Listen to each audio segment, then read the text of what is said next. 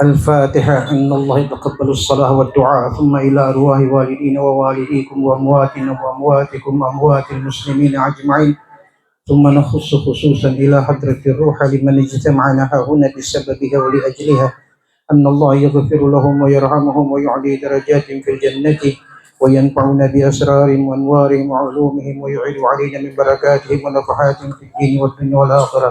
وإلى حضرة النبي محمد صلى الله عليه وسلم لهم بسر وبحق الفاتحة.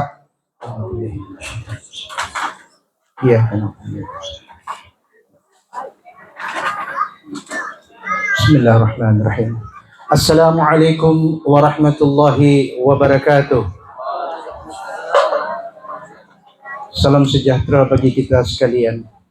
Hamdan lillah wa syukran lillah wa la hawla wa la quwwata illa billah. Asyhadu an la ilaha illallah wahdahu la syarika lah wa asyhadu anna Muhammadan abduhu wa rasuluhu wa la nabiyya ba'da. Allahumma salli wa sallim ala sayyidina Muhammad ibn Abdullah wa ala alihi wa sahbihi wa mawalah. Amma ba'd. Pertama-tama puja dan syukur kehadirat Allah Subhanahu wa taala.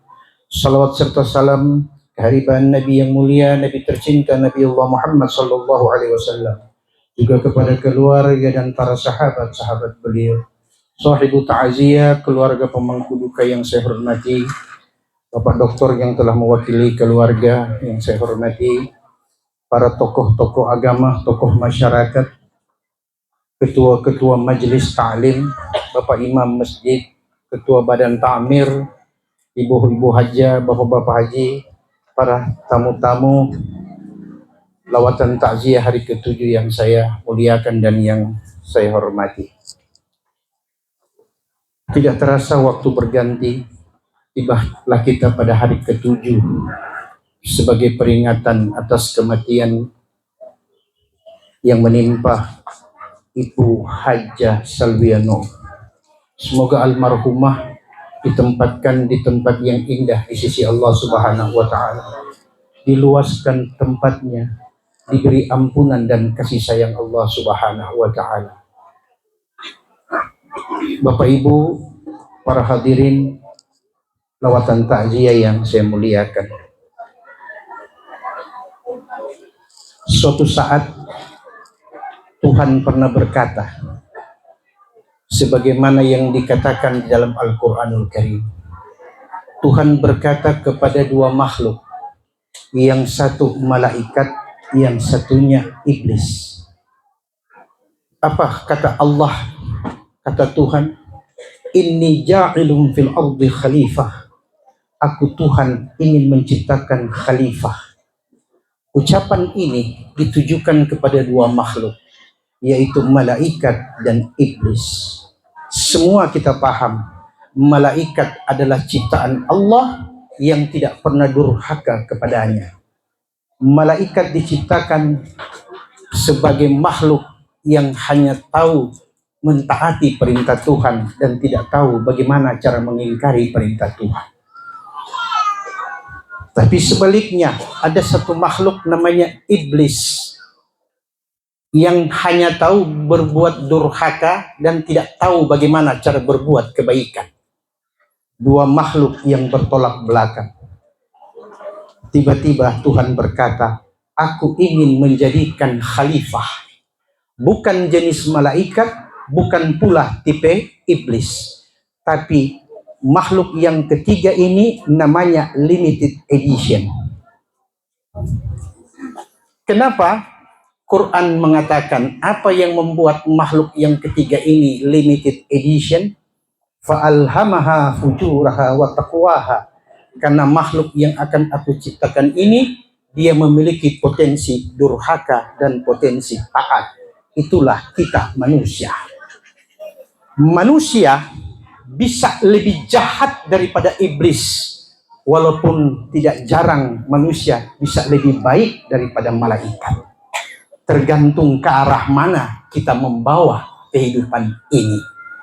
Bila kita dibimbing oleh hawa nafsu, maka tentu imam kita adalah iblis dan pasukannya. Tetapi bila yang kita ikuti adalah perintah dan ajaran agama, maka tentu kita akan lebih baik dari malaikat.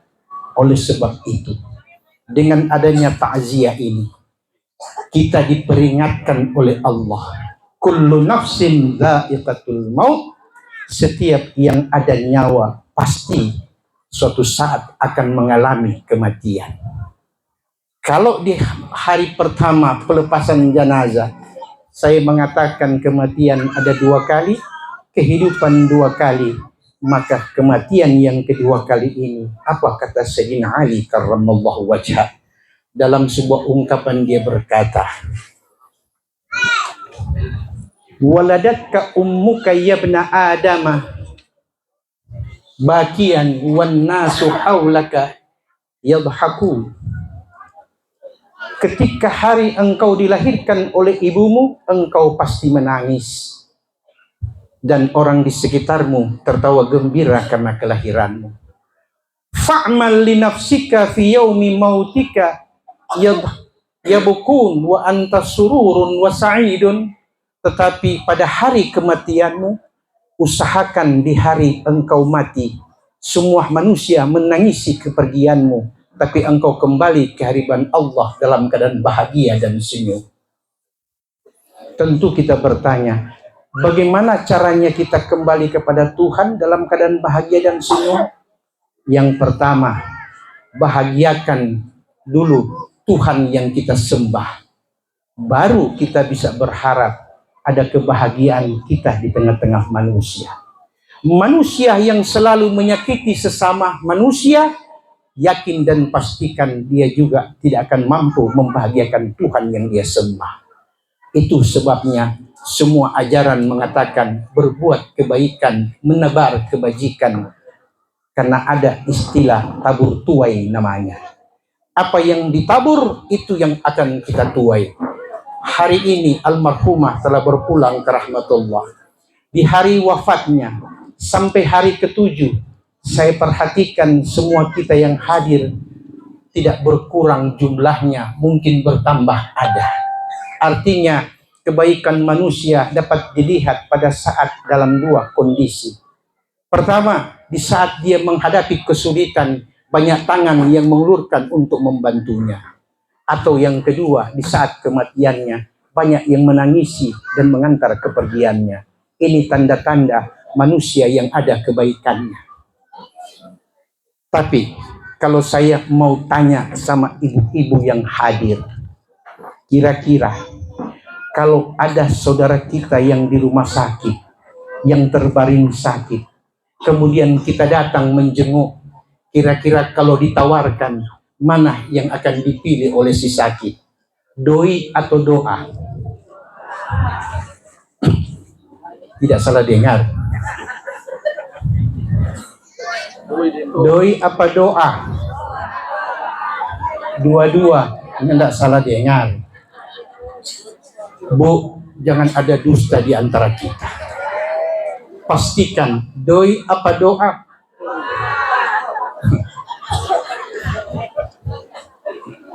Jawaban yang indah. Ibu, ketika saat kita terbaring sakit di rumah sakit, uang akan menjadi salah satu harapan. Artinya, uang itu penting, tapi tidak jarang juga tanpa uang orang bisa sembuh. Artinya, mesti ada usaha dan mesti ada harapan kepada Tuhan yang menciptakan. Sebab manusia tidak mungkin dengan keyakinannya berkata, uang segala-galanya. Walaupun tanpa uang tidak bisa beli segala-galanya. Setuju? Baik. Terakhir, sebelum saya baca doa makan ya. Kalau ibu-ibu di lautan yang luas, datang angin bertiup kencang, gelombang naik begitu tinggi, arus begitu kencang, kita tenggelam di tengah lautan. Kemudian kita berkata, tolong, tolong, tolong. Satu pertanyaan kecil, bagaimana kalau saya datang menawarkan bantuan, tapi disuruh pilih? Di tangan saya ada papan, di tangan kiri ada uang 500 juta. Pilih yang mana? Sudah 2 kali saya tertipu di atas sini. Pilih yang mana ibu? Papan apa 500 juta? Kenapa ibu-ibu tadi pilih doi, sekarang pilih papan? Ibu, artinya ketika kita hidup dalam keadaan sehat, kita harus berusaha semaksimal mungkin mendapatkan rezeki karunia Allah dengan cara yang baik dan halal. Tapi di saat kita diterpa ujian sakit, misalnya, kita harus percaya Allah Tuhan yang memberi sakit, Dia pula yang sanggup mengangkat sakit itu. Makanya orang sakit butuh 2, doi dan doa. Kembali ke tengah lautan tadi. Papan apa 500 juta? Baik, sekarang saya putar ceritanya. Di akhir bulan tanggal 31. Kenapa sudah ketawa? Saya kan baru bilang tanggal tua. Di tanggal tua, tukang kredit ada di depan rumah. Kemudian ibu-ibu belum gajian. Saya datang. Papan apa 500 juta? Hah? Hah? Papan apa 500 juta?